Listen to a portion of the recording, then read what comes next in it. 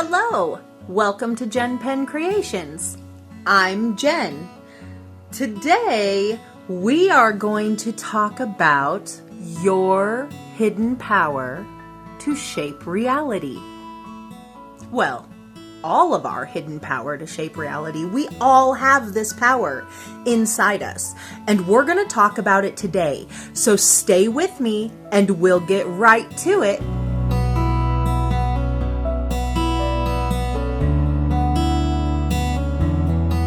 Well, what is this hidden power deep inside us?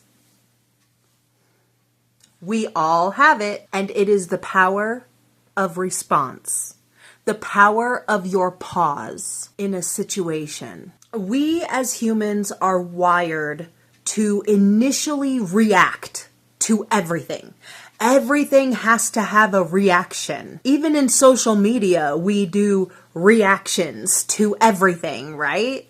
Like you like things and you ring the bell and you get notifications and you click some sort of love or like or laughter or some sort of react button. Our reactions are just autopilot assumptions ingrained in us to be there without question. They're just us on autopilot, just going off on situations, our autopilot assumptions, because we don't stop to think about the actual situation at hand and what's going on and what's going to be productive from us in this situation. What we need is responses. A response is a well thought out idea to a solution. Most of our reactions to things are going to be negative. And most of the time, we're going to think negative about the situation and make it negative because of reactions, because of that autopilot assumption we have. What we need to do is start using our hidden power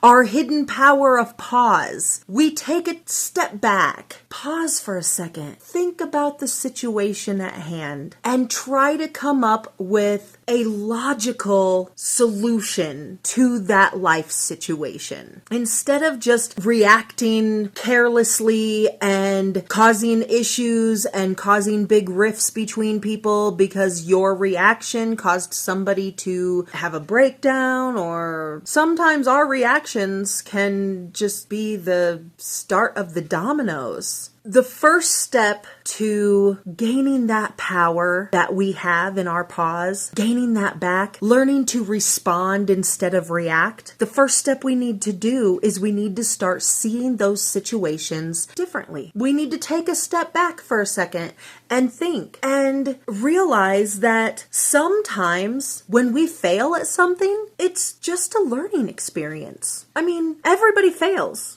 Everybody fails at something. I just heard the example today of Thomas Edison inventing the light bulb and how he did not invent the light bulb until his 150th try or 140th try or something. And what he said was so profound. It is how we change the way we see our situation. He said, "I did not fail 139 times. I just found 139 ways that it didn't work." And he basically responded instead of reacted, because our initial reaction to something not working out the first time for us is, "Oh, we failed."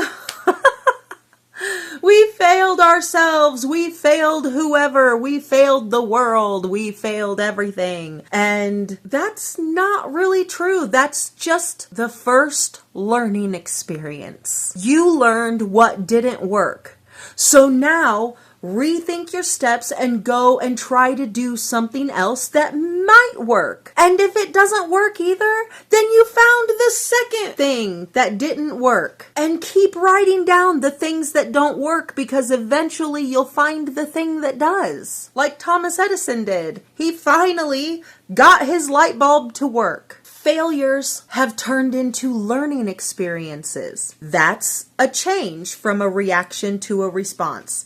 That is the hidden power of the pause that can change your entire life. It changes everything. It changes the way you think. It's fantastic. Another one of those reactions we have is when we're stuck. Like, we're creative. We are a creative, and we are stuck on what we're gonna do next. Writer's block. Sometimes a painter doesn't know what they're gonna paint next. Sometimes a YouTube creator has no idea what their next video is gonna be about. Sometimes a writer, an author, has no idea what the next chapter is going to be. And that can be scary. And our initial reaction to that is, oh my gosh, I'm stuck and I'm never going to get past this. I'm never going to move forward and I should just quit because I'm stuck and I can't go any farther anyway. Well, sometimes being stuck is just the opportunity to have time to learn. Reflect on your experience thus far and what you're trying to do. Go back in your head and remember your why. Why are you doing this in the first place? Why are you writing this book? Why are you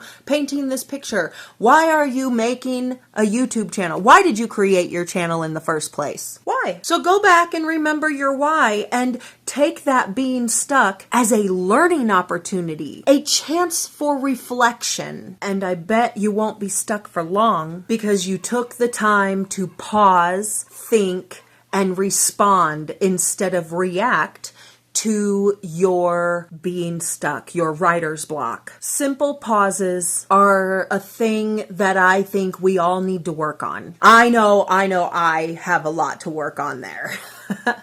I'll tell you a story, a little bit of a story. One of my children bought a car recently. They already had a car that was running just fine. They don't have a whole lot of money and they really did not need a new car, but they said that they needed a bigger car because of children and stuff like that. Which, I mean, that's okay. And it's not my life. That's not my circus, not my monkeys. Remember, we already went through that. So I had to step back and take a pause. Instead of initially reacting and telling them, oh my gosh, I can't believe you bought a car. That was so stupid. You already have a car. You don't need to be wasting your money. Blah, blah, blah, blah, blah. You know, what moms and dads always do. I mean, I feel that. So I didn't do that. I did not do that to my child. I paused. And I'm going to tell you, simple pauses like that and not reacting so negatively and crazy like that has caused me and my child to have a much better relationship than what I've seen a lot of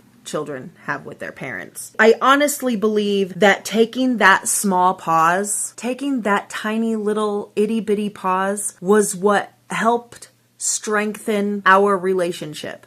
I didn't go crazy. I didn't yell and scream and turn this situation into a negative one because really it's just a freaking car. Who cares? It's nothing in the grand scheme of life. And it's minuscule. It doesn't even mean anything at that point. Why ruin your day over that even?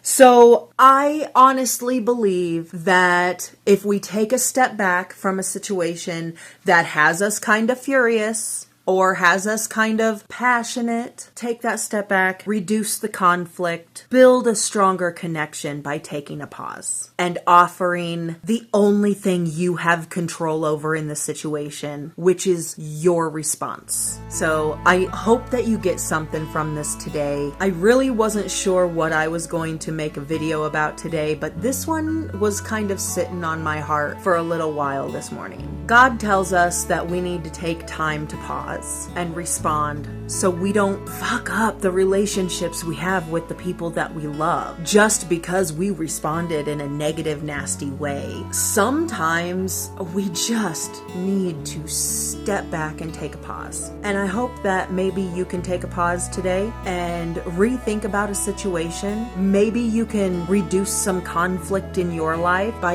using that hidden power of your pause. I hope you have a wonderful day, and I will see you in the next one. Bye.